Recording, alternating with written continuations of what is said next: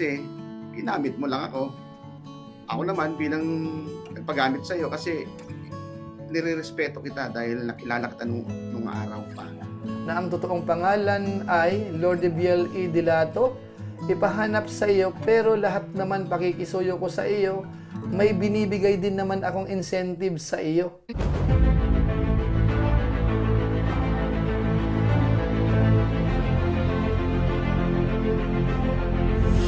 Ayun, shoutout guys! Muli po, welcome to my YouTube channel. Ito po si Kuya Julay, ang inyong katugang, ang inyong kalingap na muling buwabati muna sa inyo ng magandang araw. Magandang gabi sa ang sulok man po tayo ng mundo naroon. At sa araw na ito, meron po tayong panibagong vlog. Pag-uusapan po natin yung patungkol po dito sa mga nagmamalasakit po kay Tekram at saka po yung mga naninira, mga kabayan po natin. Na kung saan kahapon, hapyawan po natin yung magkaibigan, mukhang magkakalaglagan po ngayon. Dahil yung isa, sinisiraan sina Tekram at yung isa naman po ay pinagtatanggol. Ngayon ang tanong, sino kaya ang nagsasabi sa kanila ng totoo? Lalo't sa mga post ho, sa mga sinasabi, mukhang nagpaparinigan po mga kabayan po natin. So pag-usapan po natin yan maya-maya ng konti. Pero bago po yun, konting paalala muna si Kuya Julay. Baka sakaling meron pa po ditong hindi nakasubscribe sa ating YouTube channel, huwag natin kalimutan. Julay Paunil. Tapos pakipindot lang po yung notification bell button para lagi po tayong updated sa aking mga video upload. Tapos yung ating Facebook page po, Julay Paunil 2.0, pwede rin po nating i-follow, pwede pong i-like. So maraming salamat po. At siyempre po yung ating mga kasamahan ho sa Team Kalingap, mga Kalingap partners, pwede po nating suportahan. At siyempre po, higit sa lahat, sina Kuya Bal Santos Matubang, Kalingap Rab, at saka po yung grupo po ni Tekram. Maraming salamat po sa inyong lahat. Ngayon tuloy na po tayo. Pag-usapan na po natin itong patungkol po kay Dave pa rin, na kung saan nga ho ay talagang mainit ang usapin. Yung mga nasa likod po ni Dave, yung ilan sa mga ninong, talagang patuloy ho yung mga pagpo-post against kina Tekram na sinasabi, sinisiraan di umano si Dave. Kaya hindi raw po sila hihinto, hindi sila titigil sa kanilang mga ginagawa.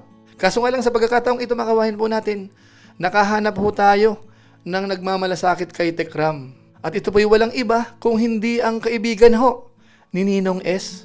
Kumbaga ho, magkakilala sila at siya po ang naging instrumento para makilala po ni Ninong S si Dave. Kaya medyo matindi ho, ano? Mukhang hindi ito basta-bastang usapin. Kaya nga po masasabi ko po dito, parang yung magkaibigan na po ang mag-aaway dito. Kumbaga, JC Isaac versus Ninong S. Saan ho kaya makakarating ito, mga kawayan po natin? So mamaya po pupuntahan po natin yung pahayag ni JC Isaac at saka po yung mga post naman po ni Ninong S. Pero bago po yun, meron pong nabanggit si Tekjon kahapon. Dahil magkakaroon ho siya ng mga guest na magsasalita sa kanyang channel bukas, Sabado po. So ang tanong, kasama ho kaya dito si JC Isaac? Maraming salamat po. At may mga darating po tayo special na mga bisita. Ngayon pong darating po na Sabado. Abangan po ninyo katekra. May live po tayo dyan definitely. At sino kaya ang mga special guests natin? Ano po sa palagay po natin? Pwede nyo pong i-comment po sa baba. Pero kung ako tatanungin, malakas po ang aking kutob na kasama po siya. Kasi nabanggit na nga po yan nung nakaraan ni na Tekjon at saka ni Tekporen. So sa malamang ho, magsasalita po si JC Isaac. Ano-ano naman kaya ang sasabihin po ni JC? Siguro ho, balikan natin sandali yung pahayag niya po patungkol kay Ninong S. Napakababait po ng mga Manalastas family. Hindi ko po hayaan na yuyurakan lang ng isang Stephen Monte Alto. Ako po ang ano ko lang po sa sarili ko, nahihiya po ako sa nababalitaan ko ngayon sa social media. Halos siya po yung sakit ng ulo. Halos siya po ang sakit ng ulo ng ating tatay ng bayan na si Tekram at ang mga Manalastas family. Kung alam mo lang, Stephen, ang laki na respeto ko sa iyo. Alam ko, napakabait mong tao eh. Hindi ko kalain na magkakaganyan ka. Kasi napapansin ko din sa'yo, yumabang ka at lumaki yung ulo mo. Kasi puro papuri ang natatanggap mo kasi nababasa ko lahat ng comment sa'yo eh. Pati nga yung, ako nga, hindi mo na naalala eh. O, kailan mo ba ako naalala? Hindi na. Kasi ginamit mo lang ako. Ako naman bilang nagpagamit sa'yo kasi nirerespeto kita dahil nakilala kita nung araw pa. Hindi ko naman. Sana naman tigilan mo na yung ano mo sa mga Manalastas. Dahil ayaw na ayaw kong mababalitaan sa lahat ng nakikita ko sa social media, sobra ka. So ayun mga kabayan po natin, maliwanag po yun. Talagang magkakilala po sila, magkaibigan dati, at pareho naman po saludo sa bawat isa. Kaso nga lang po, siya mismo ang nagsabi na parang nagbago daw. Dahil parang sumikat na, maraming pumupuri, so nagbago na raw po mga kabayan po natin. Ngayon ang tanong, ano naman kaya ang magiging sagot po ni Ninong S? Ito ho, isa-isahin po natin kung ano po yung naging reaksyon ho ni Ninong S. Sabi niya dito, mali yata ang sinasabi mo. Ako ang nag-block sa iyo, okay? At sila ang pumuputak araw-araw, hindi ako. Dahil sumasagot lang ako sa putak-putak nila. Ako sulat lang sa FB account ko. Okay ba tayo dyan? Note, sample. Iba ang nagpapakain sa kumakain.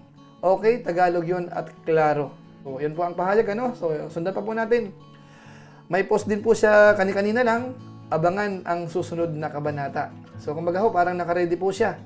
Tapos may post po siya dito. Sabi, di ba may usapan pa tayo? Puntahan natin si Dennis Tolentino sa Tarlac. Ang bilis mong makalimot. Tapos may nakalagay pa dito, JC Isaac, yung panahon na pinagtitipon tayong lahat ay isa sa pinakamasaya kong kwento sa buhay dahil ang US Embassy nag-approve sa lahat.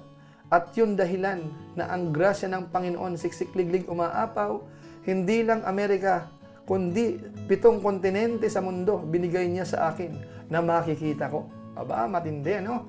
Tapos ito pa po, mahirap kapag may kaibigang manggagamit. Kuya Stephen, hindi ko alam kung sino nanira sa akin sa'yo. Bigla na lang naputol ang ating communication. Dati-rati kapag may iniutos ka sa akin, tumatawag ka agad. Kasi may inuutusan ka ng iba. Ibinasura mo na si JC Isaac kasi nagamit mo na siya. Tapos ito po yung sagot. Oo, nautos ko yung paghanap kay Dave Moon na ang totoong pangalan ay Lorde Biel E. Dilato. Ipahanap sa iyo pero lahat naman pakikisuyo ko sa iyo, may binibigay din naman akong incentive sa iyo. Sa ngayon, wala nang libre, totoo ba? Kaya hanggang ngayon, kahit ikaw ang nag-block sa akin, huwag mong kalimutan, Joel. Sa panahon noon, alam mo, ako kahit halos wala na sa bulsa, inuubos ko sa inyong lahat sa pagkain dahil hindi ko kayang makita kayong gutom. Hindi ako sakim sa pera, alam mo yan. Hanggang doon na lang ang masasabi ko, kahit nga gatas sa mga anak nila, ako pa ang nagbibigay. Okay, let's stop this, Joel. I don't want that our friendship will end because of this, please. Joel, friendly advice, huwag ka nang makisawsaw sa kanila dahil hindi mo alam ang punot dulo. Ako nakausap ko na silang dalawa. Note, tandaan mo, Joel, tuwing may emergency meeting man o weekly meeting tayo noon, may opening prayer tayo at pasasalamat sa Diyos. Palagi at may kasamahan mo sa trabaho na pinadala ko sa Middle East. Malaking pera na gastos ko. Kahit papano sa 6 na napadala sa Riyadh, KSA. Siguro may nagawa din naman akong maganda sa buhay nila, di ba? Si Jeffrey, sabi mo may problema. Tinalikuran ko ba?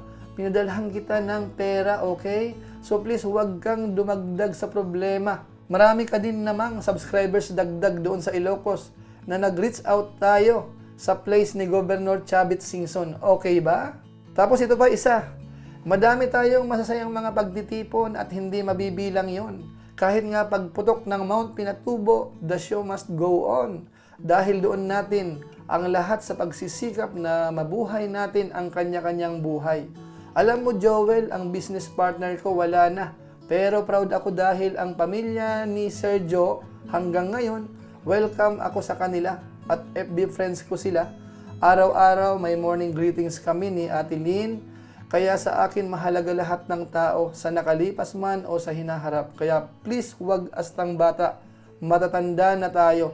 Noon 17 ka lang, ako 22. Hindi rin naman malayo ang mga edad natin. Kaya lang huwag mag-isip na parang bata. Huwag mong sirain ang lahat. God bless your heart, Joel Kapulong. Tapos yung nasa picture po, Joel JC Isaac, mahaba ang ating pinagsamahan. Si TR ay hindi mo nga alam ang bahay noong pinapahanap ko sa iyo. Kaya huwag mong sirain yung halos 3 dekada sa ilang taon lang. Marami tayong pagsubok na nadadaanan at nalalampasan. Mga anak mo, professional na at mga anak ko din. At huwag manunumbat dahil lahat yung nautos ko, mayroon ka din. So ayun mga kabayan po natin, so maliwanag po ano.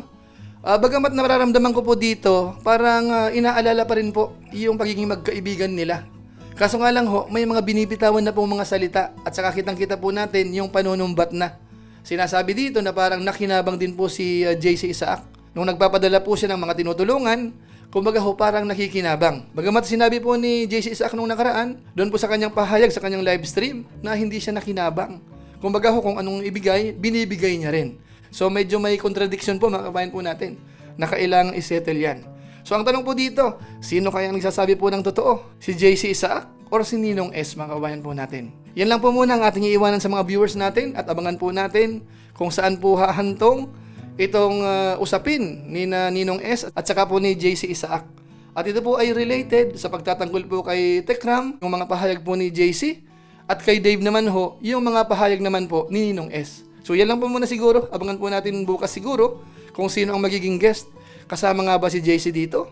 So magkakaalaman po yan sa mga next live po ni Tek Ram, ni Tek Jun po mga kabayan po natin. Yan lang po muna siguro ang ating mixing reaction video po. So maraming salamat po sa inyo, sa mga sumusubaybay po sa ating YouTube channel, lagi pong nanonood, pati po sa ating live stream, at ganoon na rin po sa ating Facebook page. Maraming salamat po sa inyo, lalo na po yung hindi po nag-skip ng ads, masipag mag-like at saka po nag-share ng ating mga videos. Kaya kung inyo po itong nagustuhan, pwede po nating i-share. So maraming salamat po. So muli, ito po si Kuya Julay, ang inyong katugang, ang inyong kalingap na pansamantalang nagpapaalam po muna. Kita-kita ulit tayo sa mga susunod ko pang vlog. Maraming salamat sa inyong walang sawang pagsuporta po sa ating YouTube channel. Pagpalain nawa kayo ng Diyos, mabuhay tayong lahat. God bless. Bye-bye!